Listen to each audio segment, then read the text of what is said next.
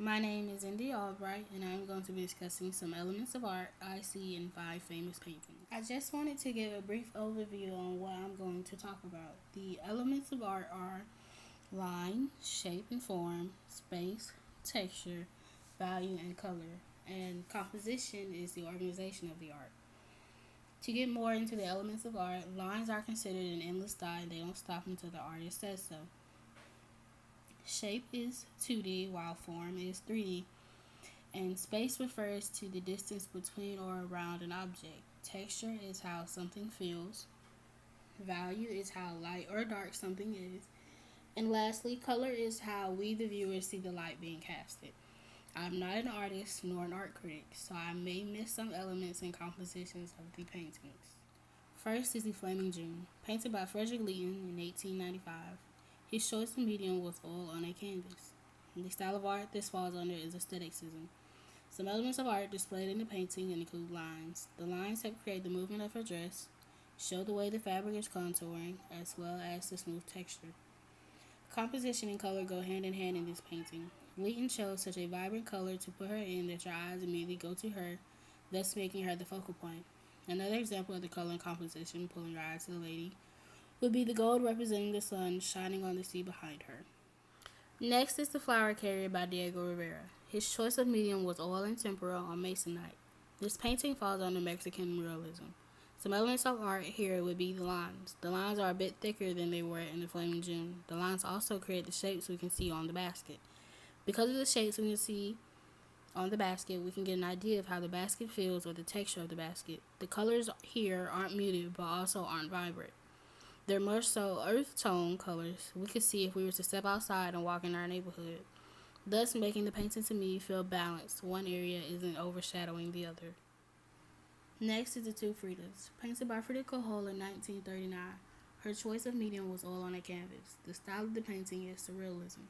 The first element of art you immediately see are the lines of her dress, as well as the bottom of it, which can show movement or an idea of it, but most importantly, the curving red line that connects the two Fridas, originating from the Frida on the left.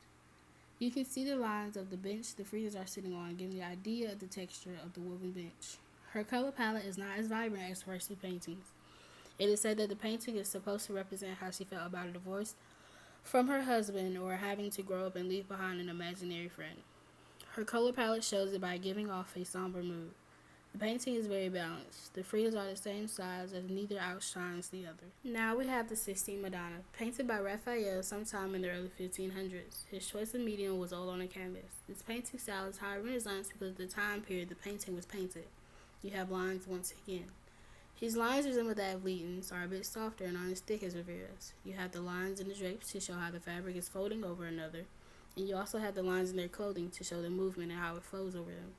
I feel as if Raphael uses complementary colors. The red of the Madonna's dress goes with the green of St. Barbara's, who's on her left, as well as the drapes. The orange and the brown of Pope Sixtus II, who is to the left of the red of the Madonna, goes with the blue the Madonna is wearing.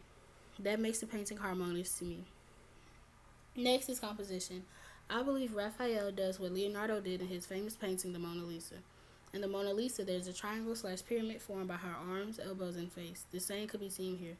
A geometric shape is made by the placement of the people of the painting. Here's the shape. The shape you see is that of a pentagon.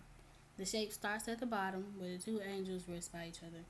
It then goes to St. Barbara, who is on the Madonna's right, and Pope Sixtus II, who is on her left, before finally stopping at the Madonna, who's in the middle, making her the focal point and showing just how balanced the painting really is.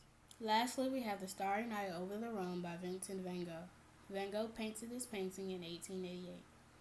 His choice of medium was oil on a canvas. The style of painting is expressionism. Here we have lines, but I think they're different than Leighton's, Rivera, Raphael's, and Frida's. Because of his brushstrokes, his lines are harsher and curvier, giving the painting a rough texture.